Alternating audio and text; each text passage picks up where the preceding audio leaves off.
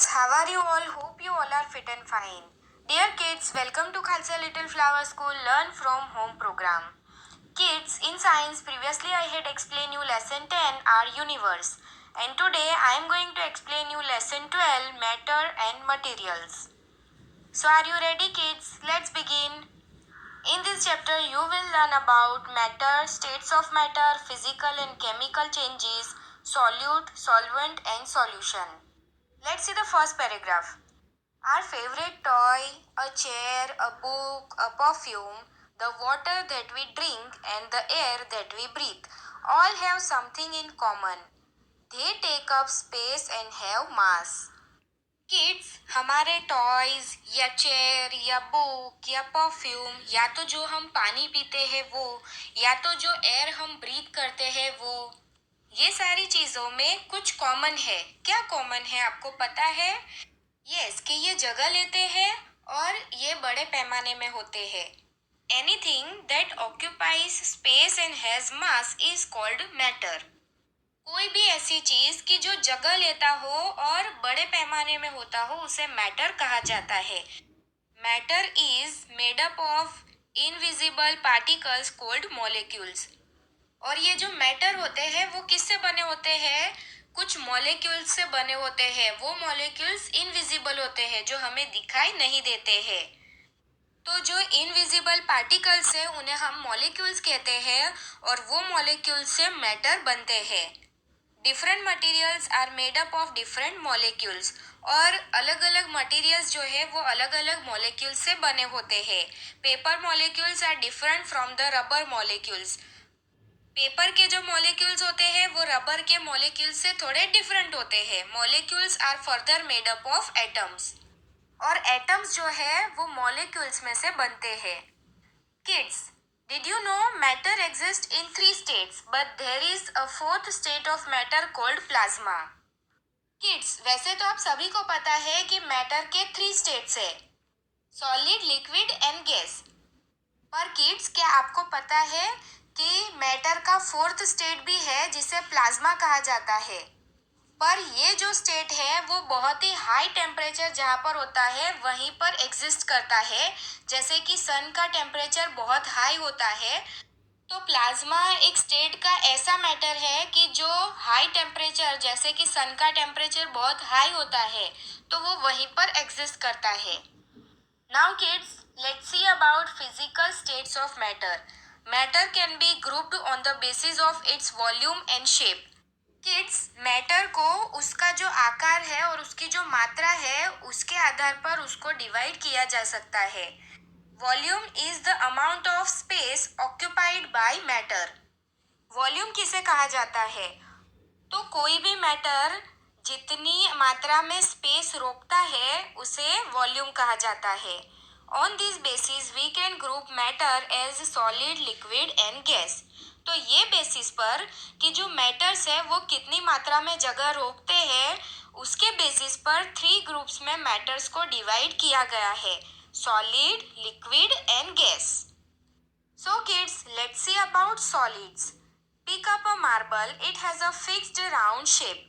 एक मार्बल लो और उसको देखो. आपको पता है ना कि मार्बल का कैसा फिक्स एक शेप होता है. Put it inside a jar. और सारे मार्बल्स को आपको जार में डालना है. It occupies the space, thus has volume, but its shape remains unchanged. तो आपने जार में जो मार्बल्स डाले तो उसने जगह रोकी, राइट? तो वो उसका क्या हो गया? वॉल्यूम हो गया. But its shape remains unchanged. पर उसका जो शेप है वो चेंज नहीं हुआ.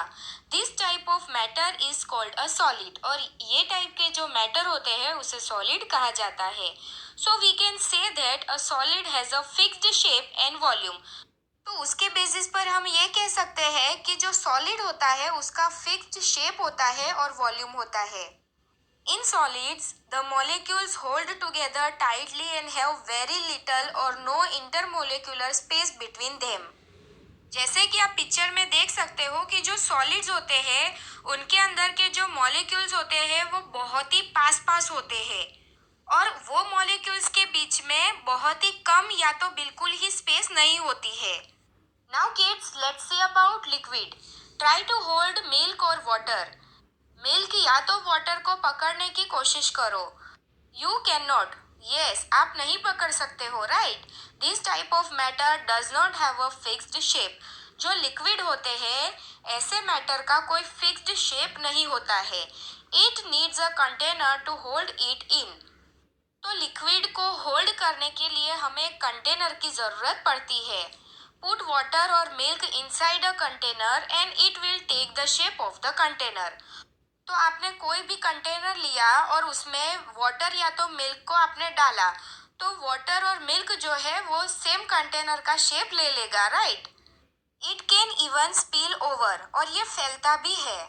सच a matter is called a liquid. तो ऐसे मैटर को लिक्विड कहा जाता है। Liquids have spaces between their molecules. तो जो भी लिक्विड्स होते हैं वो उनके मॉलिक्यूल्स के बीच में स्पेस होती है। Hence, they do not have definite shape and can flow. तो इसीलिए जो लिक्विड होते हैं उनका कोई निश्चित शेप भी नहीं होता है और वो फ्लो करते हैं। They only have a definite volume. पर लिक्विड का जो वॉल्यूम होता है वो निश्चित होता है। किड्स, आप घर पे एक एक्टिविटी भी कर सकते हो। Liquids have a definite volume but no definite shape. Liquids का डेफिनेट वॉल्यूम होता है, निश्चित वॉल्यूम होता है, पर उसका एक निश्चित शेप नहीं होता है। लेट्स सी, आप कौन सी एक्टिविटी कर सकते हो। Take a water, milk, cooking oil and juice. आपको मिल्क, वाटर, कुकिंग ऑयल और जूस लेना है। Collect several containers of different shape, और आपको अलग अलग शेप के कंटेनर्स लेने हैं। Using a measuring cylinder put 100 ml mark on this containers, और आपको एक मेजरमेंट कर देना है कि 100 ml का मेजरमेंट आपको सारे कंटेनर्स के ऊपर लिख देना है। Fill one the containers with any liquid and transfer it into different containers one by one. फिर आपको क्या करना है कि कोई भी एक कंटेनर में एक कोई भी लिक्विड आपको डाल देना है। फिर वो सेम लिक्विड को आपको दूसरे कंटेनर में ट्रांसफर करना है, फिर तीसरे कंटेनर में ट्रांसफर करना है। You will see that the liquid flows easily from one container to another. तो आप क्या देख रहे हो कि एक कंटेनर में से दूसरे कंटेनर में जो लिक्विड है वो इजीली फ्लो हो रहा है, right. The shape of the liquid changes according to the container in which it is poured, but its volume remain same in each container. तो ये एक्टिविटी से आपको क्या पता चलेगा कि लिक्विड जो है वो कोई भी कंटेनर का शेप ले रहा है। कि आपने सबसे पहले वाटर को एक ग्लास में डाला था, फिर आपने उसको बॉल में ले लिया, तो क्या हुआ कि उसका शेप चेंज हो गया पर उसका वॉल्यूम जो है वो सेम ही रहा। आपने ग्लास में अगर 100 ml वाटर लिया था, फिर आपने वो वाटर को बॉल के अंदर ट्रांसफर कर दिया, तो वाटर का जो वॉल्यूम है वो 100 ml ही रहेगा। तो किड्स, आपको पता चला ना कि जो सॉलिड होते हैं उनका फिक्स्ड वॉल्यूम होता है और फिक्स्ड शेप होता है, पर जो लिक्विड्स होते हैं उनका जो वॉल्यूम है वो फिक्स्ड होता है पर उनका जो शेप है वो फिक्स्ड नहीं होता है। Now kids, let's see about gases. We can usually guess what is being cooked in the kitchen even before entering it. Kids, kitchen में एंटर होने से पहले ही हमें पता चल जाता है कि किचन में क्या खाना बन रहा है। We can smell this in the air, क्योंकि एयर में उसकी स्मेल हमें आती है। Air is a type of matter called gas. तो एयर जो है वो एक टाइप का मैटर है जिसे गैस कहा जाता है। Gases flow easily and fill the entire space available, और जो गैसेस होते हैं वो इजीली फैलते हैं, फ्लो होते हैं, और जितनी भी स्पेस एयर में होती है वो सब में फैल जाता है। They occupy as much space as is available without spilling over. तो गैस जो है वो एयर के अंदर जितनी भी स्पेस अवेलेबल होती है वो सभी जगह फैल जाता है। In gases the molecules are far apart, और गैसेस के जो मॉलिक्यूल्स होते हैं वो भी काफी दूर दूर होते हैं। That means there is a lot of space between the molecules. तो इससे क्या पता चलता है कि मॉलिक्यूल्स के बीच में बहुत सारी गैप होती है, बहुत सारी स्पेस होती है। They have no fixed shape और वॉल्यूम। तो जो गैसेस होते हैं उसका कोई भी फिक्स्ड शेप नहीं होता है और ना ही उसका फिक्स्ड वॉल्यूम होता है, क्योंकि एयर में ये गैस जो है वो फैलता ही रहता है। Oxygen and carbon dioxide are example of gases. तो ऑक्सीजन, कार्बन डाइऑक्साइड ये गैसेस के एग्जाम्पल्स है कि ये एयर में हर जगह ये गैसेस जो है वो फैले ही होते हैं। तो इसीलिए जो गैसेस होते हैं उसका कोई फिक्स्ड वॉल्यूम और फिक्स्ड शेप नहीं होता है, क्योंकि गैसेस के जो मॉलिक्यूल्स होते हैं वो काफी दूर दूर होते हैं। Kids, here is a table to understand the three states of matter.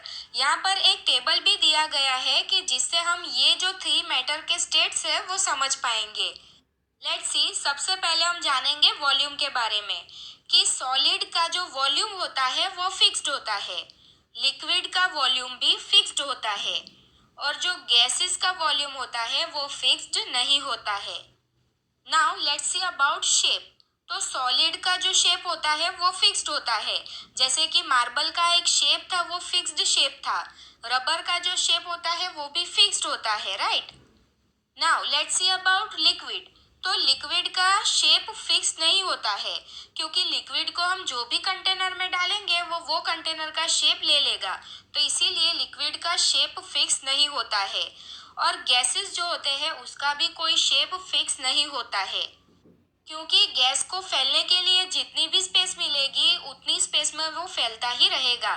तो इसीलिए गैस का कोई फिक्स्ड शेप नहीं होता है। Now let's see about flow. तो सॉलिड जो है वो फ्लो नहीं कर सकते हैं, वो फैलते नहीं है।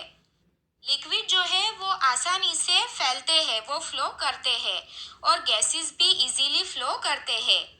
इसीलिए तो किचन में जो भी खाना बनता है उसकी स्मेल आते ही हमें पता चल जाता है कि किचन में क्या खाना बन रहा है, क्योंकि गैस जो है वो फैलता है इसीलिए। Now let's see about space between molecules कि सॉलिड, लिक्विड और गैसेस के मॉलिक्यूल्स में कितनी स्पेस होती है। तो सॉलिड के जो मॉलिक्यूल्स होते हैं उसके बीच में बिल्कुल ही स्पेस नहीं होती है, do not have space between molecules. Let's see about liquid. तो have little space between molecules. Liquid के जितने भी मॉलिक्यूल्स होते हैं उनके बीच में थोड़ी थोड़ी स्पेस होती है, और गैसेस के जो मॉलिक्यूल्स होते हैं उसमें तो बहुत सारा गैप होता है, और मॉलिक्यूल्स के बीच में बहुत ही सारी स्पेस होती है।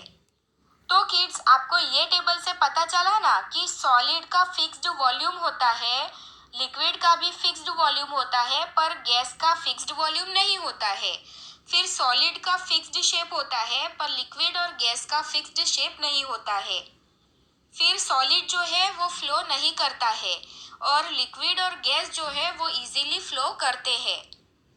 और सॉलिड के जो मॉलिक्यूल्स होते हैं उनके बीच में बिल्कुल ही स्पेस नहीं होती है।